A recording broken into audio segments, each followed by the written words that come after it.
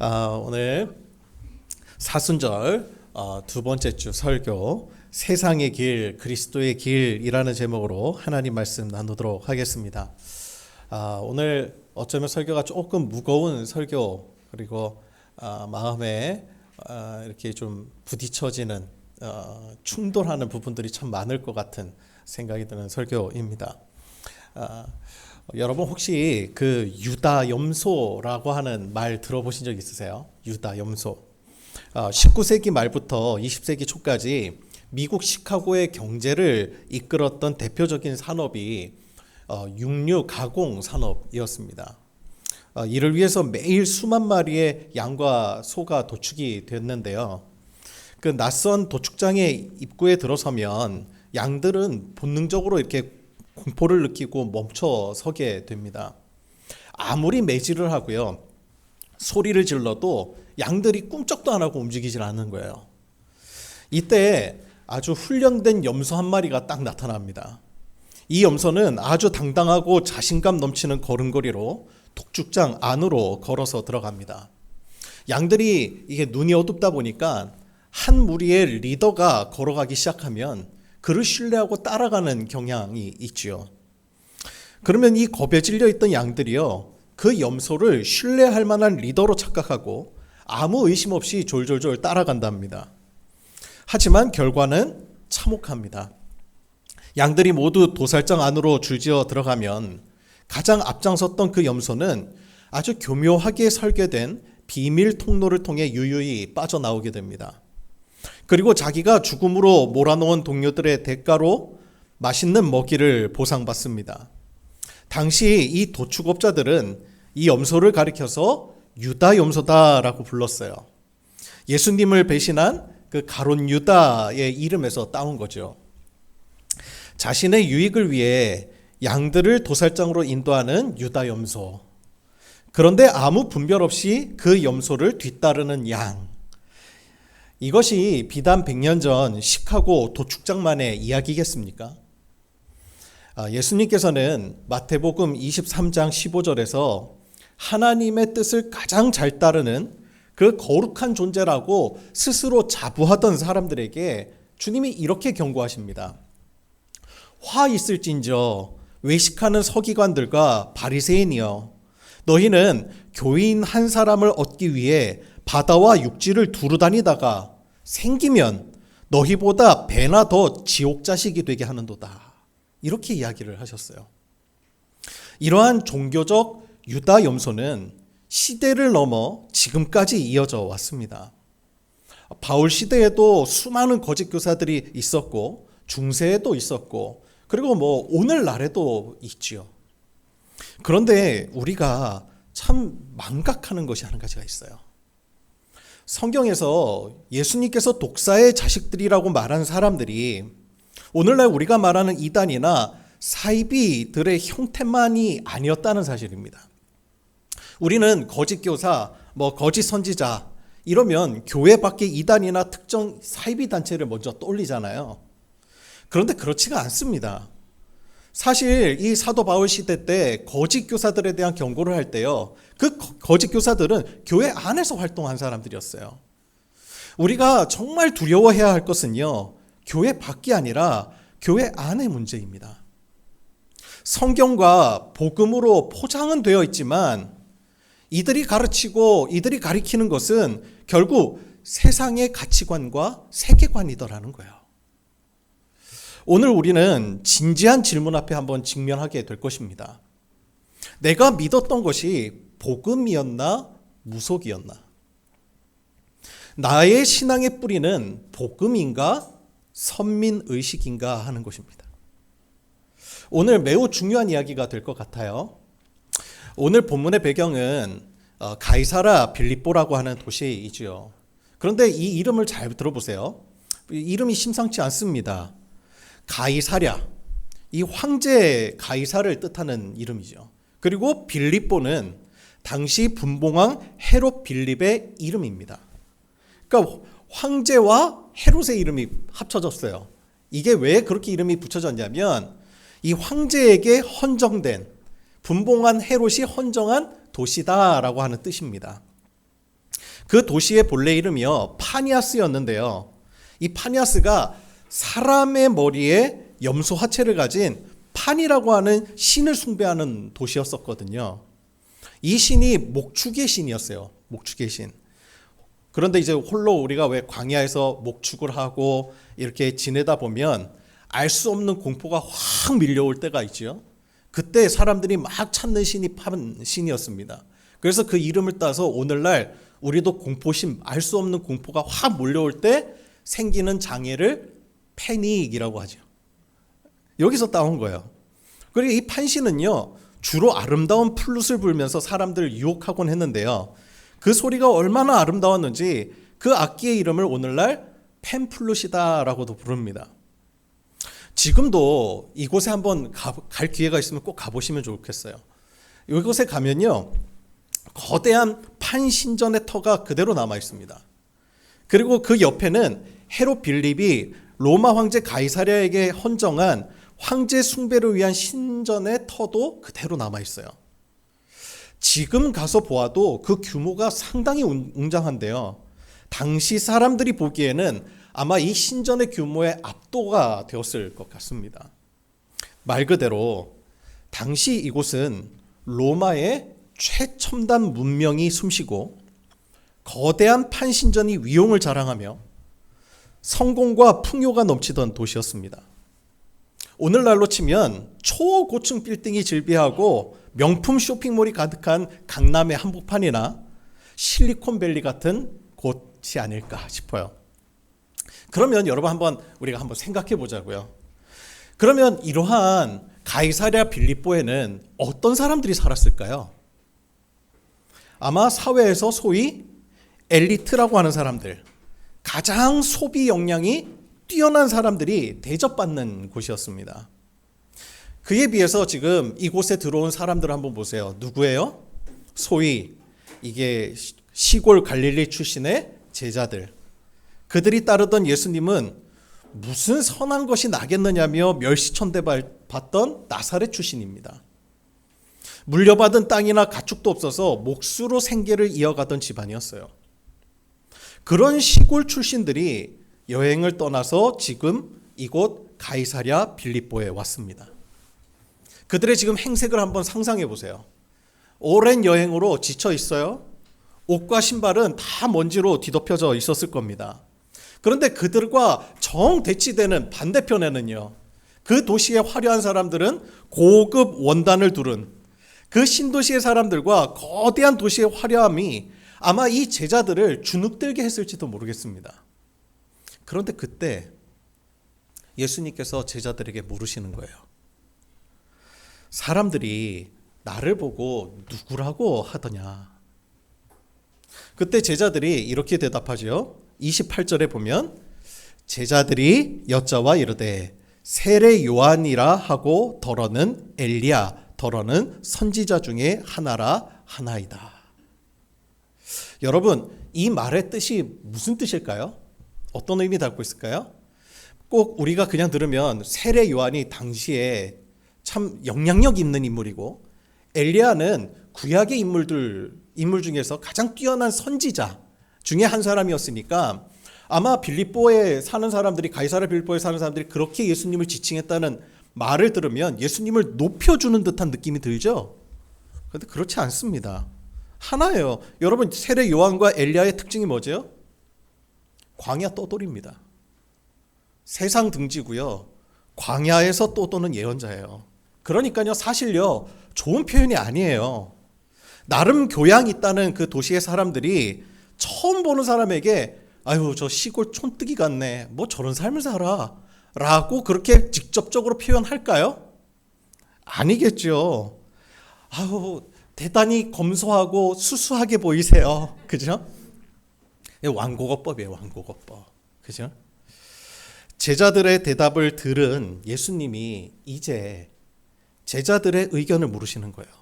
그러면 너희는 나를 누구라고 생각하느냐 하는 거예요.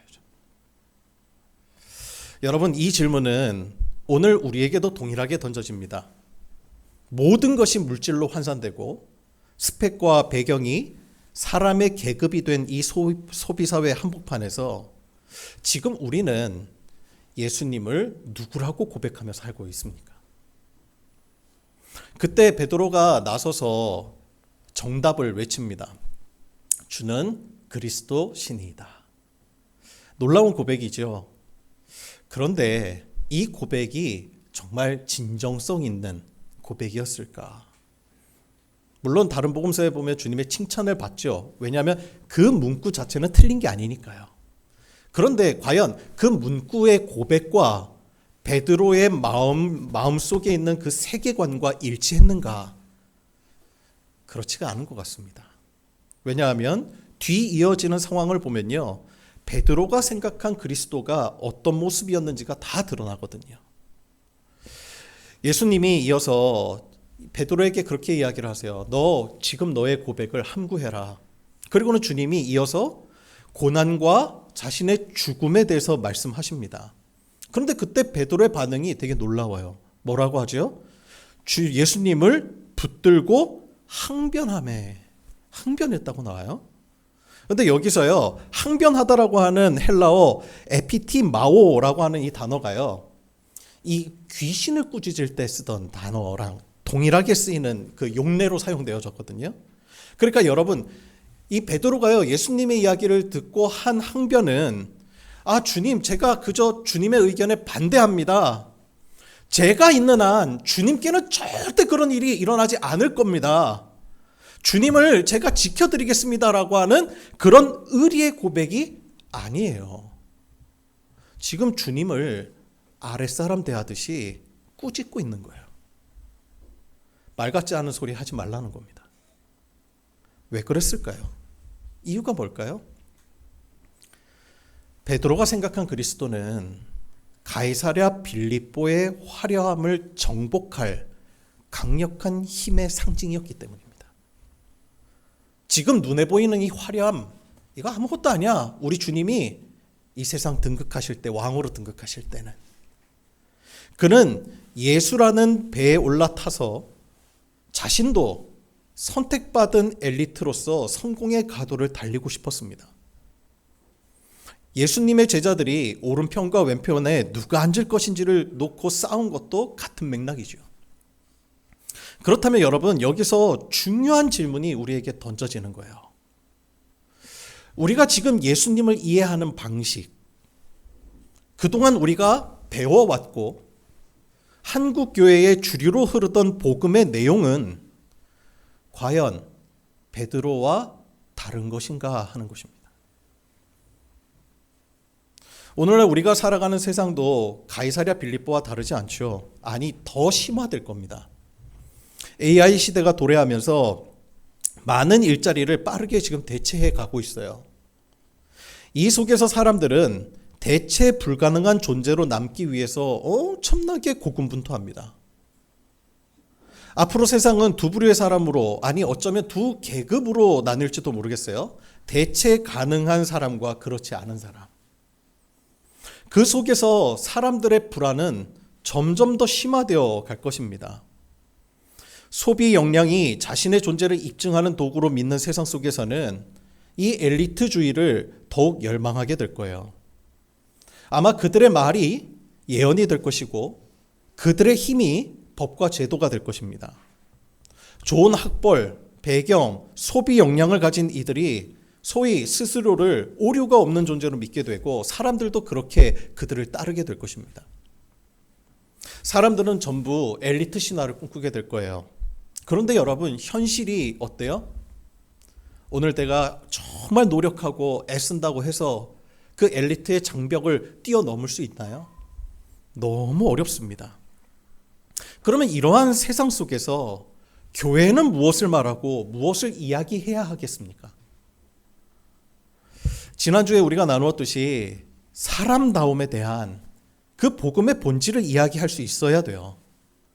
그런데 안타깝게도 오늘날 상당수 많은 교회들은 세상의 이 세계관을 교회 안으로 끌어들어와 소위 종교적 엘리트주의로 바꾸어서 양산해내고야 말았습니다. 분명 언어는 대단히 종교적인데, 은혜 있는 것 같고 복음적인데, 그 내막을 뜯어보면 세상과 다르지 않더라는 거예요.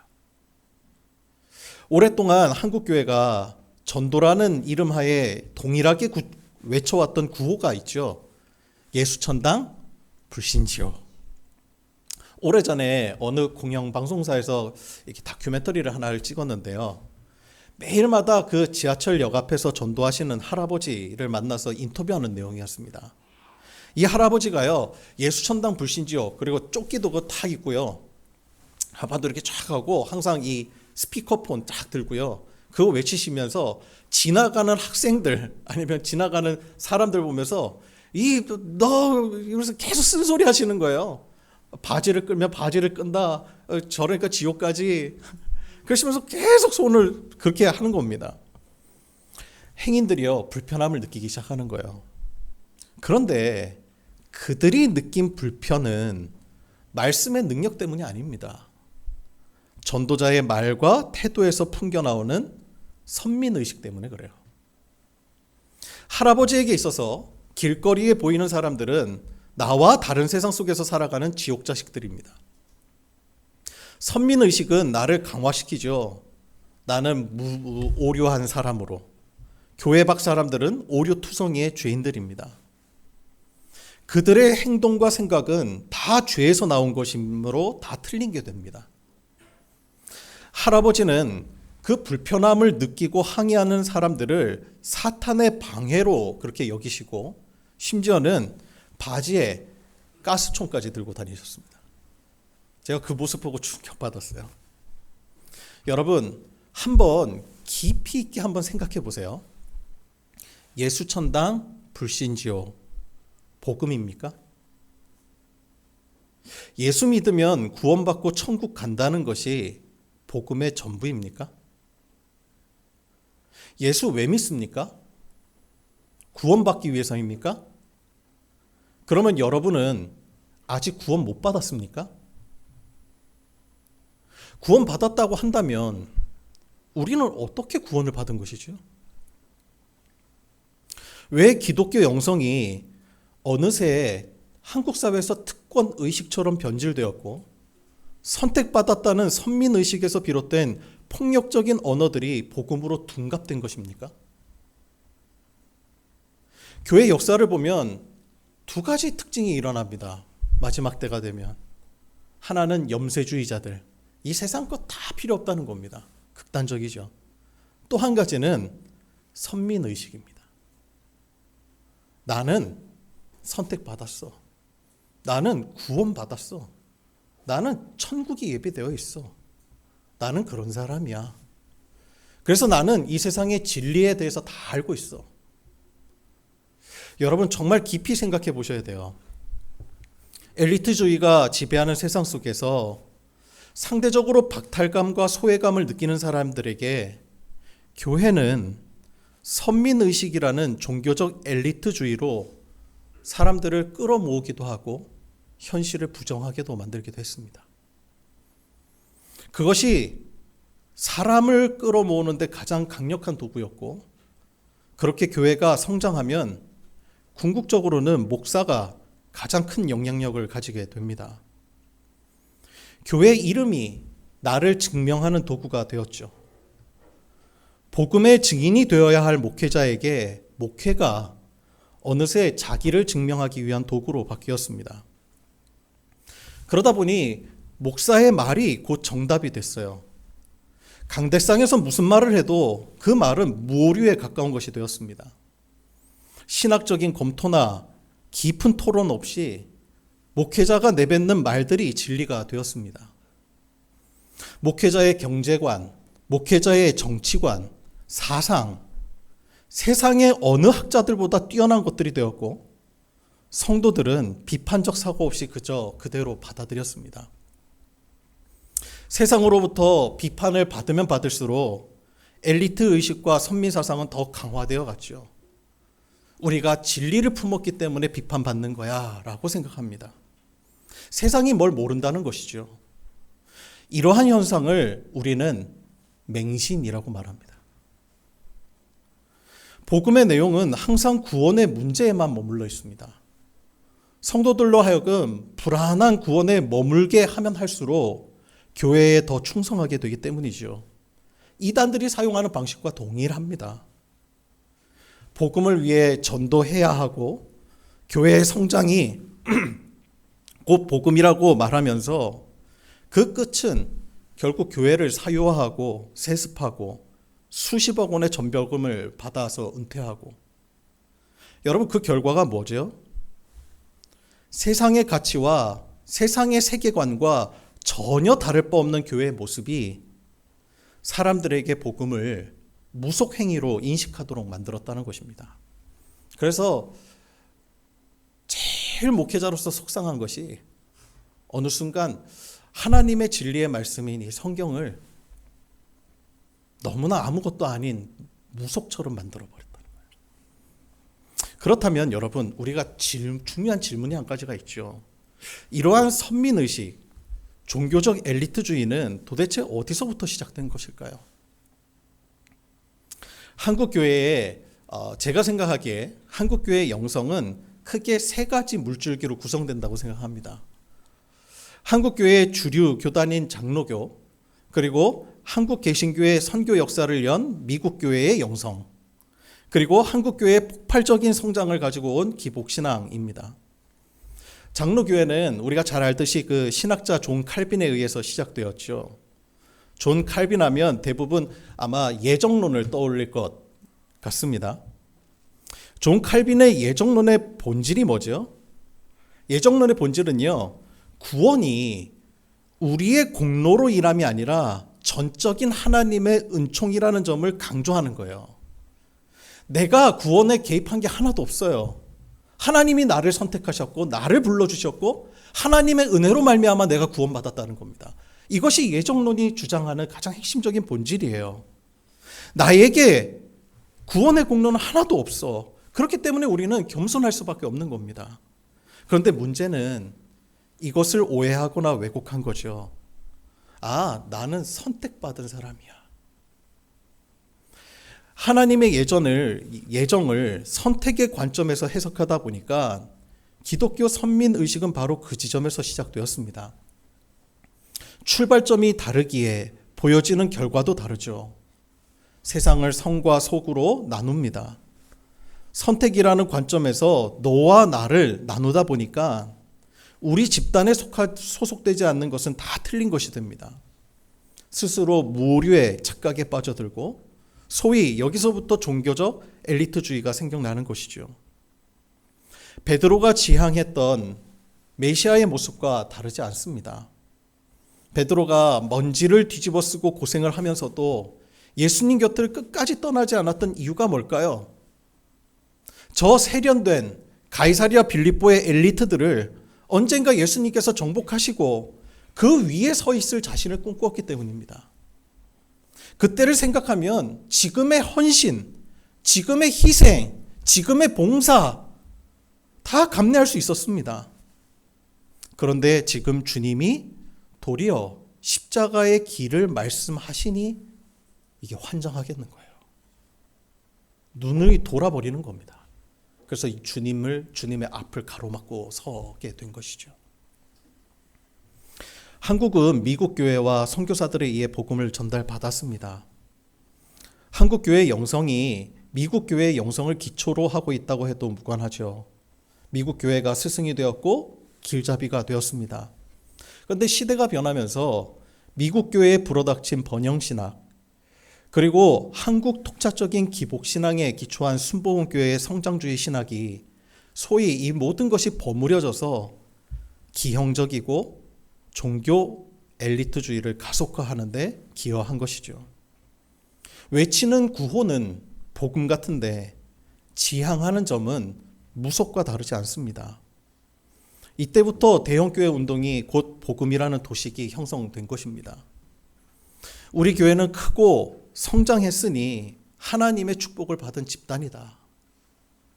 집단이 클수록 하나님이 쓰시는 종이 됩니다.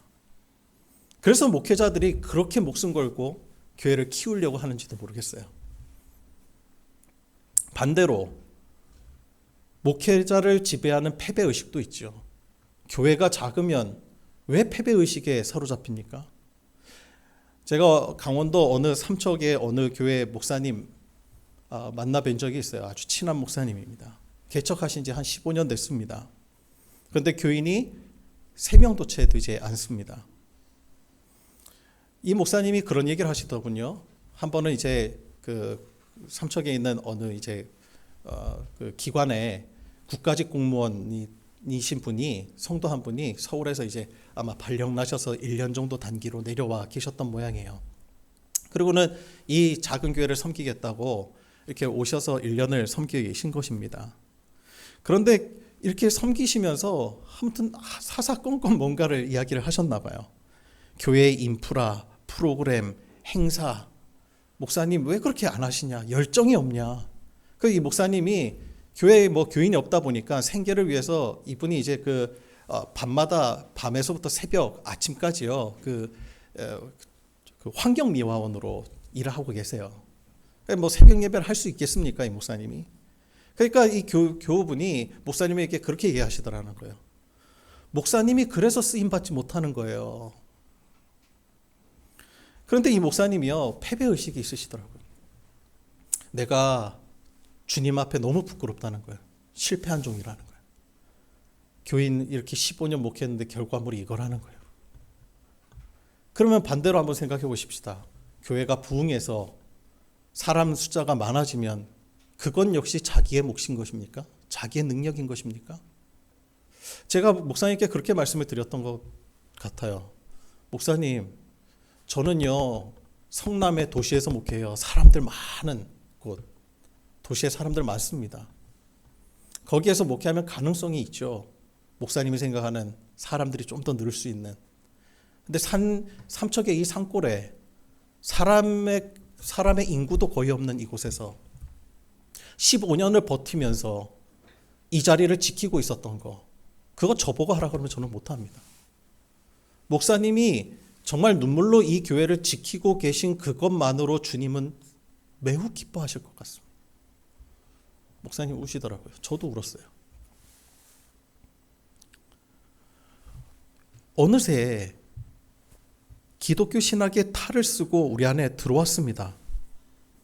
칼빈의 예종론은 본래 나의 공로가 하나도 없다는 겸손의 고백이어야 하는데, 이것이 한국에서는 나는 구원받았으니 너희와는 격이 다르다, 어쩌면 배타적 특권의식으로 변질되기도 한 것 같아요. 여기에 번영신학이 합쳐집니다. 큰 집, 좋은 차, 큰 교회, 자녀의 명문대 합격이 선택받은 증거가 되어버렸습니다. 이것은 신앙이 아니라 사실상 무속이죠. 이름을 예수로 불렀을 뿐 내용은 복채를 내고 그 운명을 잘 풀어달라는 구판과 다를 바가 없습니다. 이러한 선민의식이 결국 우리를 무오류의 감옥에 가둡니다. 나는 이미 됐어. 그러다 보니 세상과의 소통이 끊어졌다 보니 상식 없는 집단, 대화가 안 되는 독선적인 집단으로 비치게 된 배경입니다. 여러분, 예수천당 불신지옥이라는 말, 그 구호의 목적이 뭐죠? 우리는 영혼구원이라고 말합니다. 그런데 솔직해지십시다. 그 구호의 사상엔 무엇이 기초했고 어디에서 파생된 것이죠? 번영과 성장주의 신학입니다. 복음이 구원받는 걸 의미합니까? 그게 전부인가요? 만약에 그랬다면 성경은 출애굽기에서 끝났어야 합니다. 이집트에서 하나님의 전적인 은혜로 아무것도 할 수 없었던 이스라엘 백성이 구원받았잖아요. 그럼 끝난 거죠. 구원받았는데 뭐하러 점점 더 민수기, 레위기가 왜 필요합니까? 그런데 성경은 그때부터 시작이라는 점을 간과하지 말아야 됩니다. 하나님의 부르심과 구원에는 사명과 책임이 있습니다. 세상의 가치와 다른 하나님 나라의 가치대로 살라는 명령이 있는 것입니다. 그러려고 주님이 부르신 거예요. 율법은 사람이 사람답게 창조의 목적대로 합당하게 살아갈 길을 제시하고 있습니다. 여러분, 우리에게 진짜 복이 뭔가요? 사람이 사람 구실하며 살아가게 되었다는 거예요. 하나님이 사람을 창조하신 목적을 다시 되찾게 되었다는 거예요. 그저 너를 짓밟고 올라서는 목적, 내 인생의 목적과 삶의 의미는 단 하나. 그 가이사랴 빌립보를 쳐다보며 살아가는 모든 인간들에게 하나님은 그것이 내가 너희를 창조한 목적이 아니었노라고 그것을 깨닫게 되고 사람이 사람답게 살아가게 된 것. 그게 우리에게 있어서 엄청난 복음인 것입니다. 예수님을 가로막고 서 있는 베드로를 향해 주님이 아주 무섭게 이렇게 말씀하십니다. 사탄아 물러가라고 말씀하십니다. 그러한 생각들은 사탄의 생각이라고 말씀하십니다. 누구든지 나를 따라오려거든 자기를 부인하고 자기 십자가를 지고 나를 따를 것이라 라고 주님 말씀하십니다. 우리는 흔히 자기 부인을 성격을 좀 참는 거, 인내하는 거 정도로 생각합니다. 나 죽고 예수로 산다는 말을 좀 더 나은 인격 수양 정도로 가르치기도 합니다. 자기 십자가를 내 인생의 고달픈 짐이나 성공을 위해 견뎌야 하는 고통쯤으로 오해하기도 합니다. 아닙니다. 당시 십자가는요, 반역자를 처단하는 형틀이었죠. 그렇다면 주님이 지금 제자들에게 무엇을 말하고 계신 것입니까? 예수님의 말씀은 지금 네가 옳다고 믿었던 세상의 방식, 그 가이사랴 빌립보가 가르쳐준 성공의 방식과 결별하라는 것입니다. 그것이 복음이 아니라는 것입니다. 오늘날의 용어로 바꾸자면 선민의식이라고 하는 우상에서 내려오라는 것입니다. 예수님의 구원은 천국행 티켓을 받는 개인적 위안에 그치지 않습니다. 그것은 새로운 삶의 방식, 즉 하나님 나라의 백성다운 책임과 의무로의 부르심이에요. 이집트에서 구원받은 백성들에게 율법이 주어졌던 것처럼 구원받은 우리에게는 세상과 다른 방식으로 살아가야 할 의무가 생겼습니다. 만몬을 숭배하는 세상에서 돌봄과 연대, 사랑과 연합을 선택하는 삶입니다. 그걸 보여주는 것이 교회이고 그것을 보여주는 것이 그리스도인의 삶의 방식이고 그러한 복음을 전해야 하는 것이 교회의 의무입니다. 이제 우리는 인공지능이 인간의 자리를 위협하는 시대를 살고 있습니다. 사람들은 불안해합니다. 나는 대체 가능한 존재가 아닐까? 그래서 사람들은 더 기를 쓰고 대체 불가능한 엘리트가 되려고 경쟁합니다. 아니면 종교적 선민의식에 매달려 나는 하나님께 특별히 선택받았어 라며 현실을 도피하는, 스스로를 위로하는 수단으로 신앙을 이용하기도 합니다. 그러나 복음이 말하는 인간다움은 AI가 흉내낼 수 없는 영역에 있습니다. AI는 효율성을 계산하지만 복음은 낭비하는 사랑을 말합니다. AI는 데이터로 판단하지만 복음은 체휼하는 눈물을 말합니다. AI는 최적의 해답을 찾지만 복음은 끝까지 곁을 지키는 연대를 말합니다. 전쟁터 같은 세상에서 평화를 외치고 속도보다 사람의 온기를 선택하는 것, 이것이 바로 우리가 회복해야 할 사람다움, 복음입니다. 우리가 걸어가는 이 길은 세상이 볼 때 미련해 보이고 어쩌면 죽음의 길처럼 보일지 모릅니다. 세상과 반대로 가니까요. 하지만 예수님이 말씀하세요. 누구든지 제 목숨을 구원하고자 하면 잃을 것이요, 누구든지 나와 복음을 위해 제 목숨을 잃으면 구원하리라. 진정 사는 길이 어디에 있겠습니까? 우리가 작년이죠. 국내 성지순례 우리가 올랐을 때 우리가 장기려 박사님에 대한 이야기를 함께 나누고 방문했던 적이 있습니다. 이 장기려 박사님 엘리트 중에 엘리트였죠. 서울대학교 의과대학 교수이자 부속 병원장이었습니다. 그런데 그분은요, 성공된 보장, 명예의 성벽을 스스로 허물고 낮은 곳으로 내려갔습니다. 그는 병원비를 내지 못해 도망치는 환자에게 밤중에 몰래 뒷문을 열어주면서 내가 문을 열어줄 테니 빨리 나가십시오. 그렇게 말했던 사람이죠. 본인은 평생 집 한 채 없이 병원 옥상의 옥탑방에서 살았습니다. 한 번은 그가 수술을 집도한 환자가 너무 가난해서 영양실조에 걸렸다는 소식을 듣고 처방전에 이렇게 적었습니다. 이 환자에게 닭 2마리 값을 주시오.